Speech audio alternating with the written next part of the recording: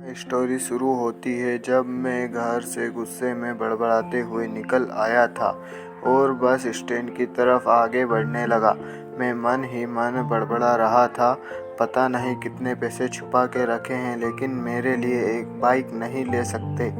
अब मैं यहाँ से चला जाऊँगा और खुद तब तक वापस नहीं आऊँगा जब तक खुद के पैसों से बाइक नहीं खरीद लेता।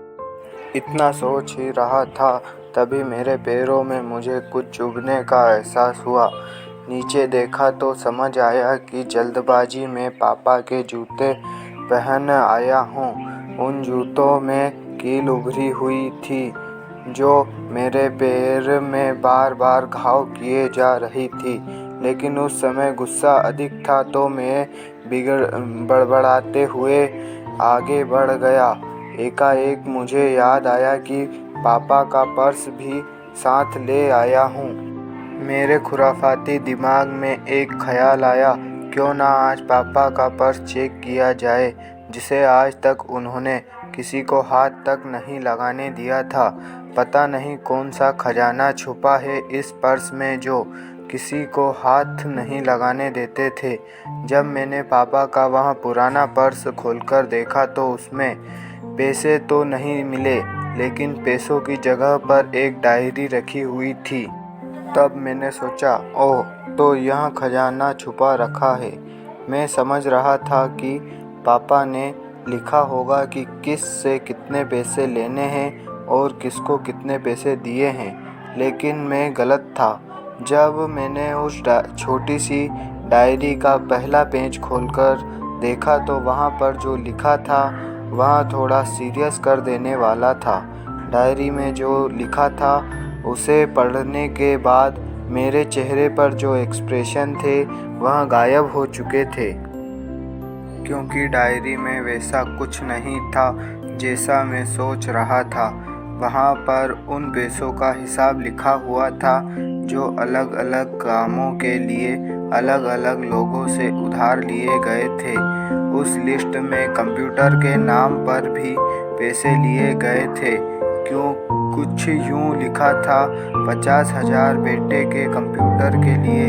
यह वही कंप्यूटर था जिसे मैं आज तक यूज़ कर रहा हूँ, लेकिन मुझे यह पता नहीं था उस कंप्यूटर को खरीदने के लिए पैसे कहाँ से आए थे, लेकिन आज पता चल रहा था।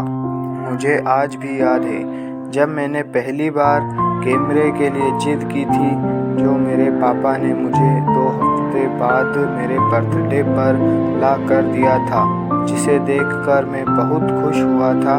और मुझे खुश देखकर मुझसे कहीं ज़्यादा अगर कोई खुश हुआ था तो वह थे पापा। अब मेरे चेहरे से गुस्सा एकदम गायब हो चुका था। जब मैंने आगे का पन्ना पलटा तो वहाँ पर कुछ विशेष इच्छाएं लिखी हुई थी। पहली जो विश थी उसमें जो लिखा हुआ था, अच्छे जूते पहनना। यह बात मेरी कुछ समझ नहीं आई। तभी मेरा पाँव अचानक सड़क पर बढ़े हुए पानी पर जा पड़ा और तभी मेरे पाँव में कुछ गीलापन होने का एहसास हुआ। जब मैंने जूता उतार कर देखा तो उसका तला टूटा हुआ था। यह देखकर मुझे डायरी में लिखी हुई बात याद आ गई। तभी मुझे माँ पापा की कही बातें भी याद आ रही थी कि कैसे माँ जब कहा करती थी पापा से, अब तो जूते पुराने हो गए, नए ले लीजिए, तो पापा अक्सर यहाँ कहकर टाल दिया करते थे, जूते अभी और चलेंगे, अभी कुछ दिन पहले तो लिए थे। मुझे आज समझ आ रहा था कि कितने दिन और चलेंगे। साथ ही साथ यह भी समझ आ रहा था कि पापा पर्स को क्यों छुपा कर रखते थे। तभी उस डायरी को पढ़ते हुए बस स्टैंड पर पड़ी बेंच पर आकर बैठ गया। अब उस डायरी का आखिरी पन्ना बचा हुआ था। उस पन्ने को जब मैंने पलट कर देखा तो वहाँ कल की डेट लिखी हुई थी। तारीख के नीचे लिखा हुआ था 50,000 रुपये बाइक के लिए। बस इतना पढ़ा और दिमाग सन्न रह गया। अब मेरे मन में कोई शिकवा गिला नहीं बचा था, बस मेरी आँखों से आंसू चले जा रहे थे। मुझे आज तक नहीं पता तब मैं क्यों रोए जा रहा था। अब मैं जल्दी से घर की तरफ भागा, लेकिन जूतों की वह कील पाँव में अब तक घाव बनाने में कामयाब हो चुकी थी। मैंने जूतों को रास्ते में ही निकाल कर फेंक दिया और भागते लड़खड़ाते हुए घर जा पहुंचा, लेकिन पापा घर पर नहीं थे। मैं समझ गया वहाँ कहाँ थे। मैं सीधा पास वाली बाइक एजेंसी की तरफ भागा। पता नहीं आज कहाँ से इतनी ताकत आ गई थी कि मैं भागते हुए थक नहीं रहा था, और वहाँ भी बिना जूतों के नंगे पैर। जैसे तैसे मैं बाइक एजेंसी पर पहुंचा। पापा वहीं थे।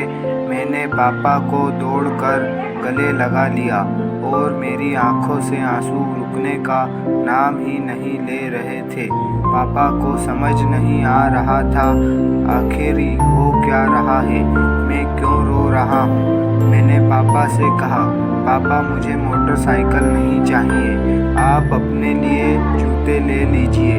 अब आज से मैं जो भी करूँगा अपनी मेहनत से करूँगा, अपने बलबूते पर पढ़ लिख कर करूँगा।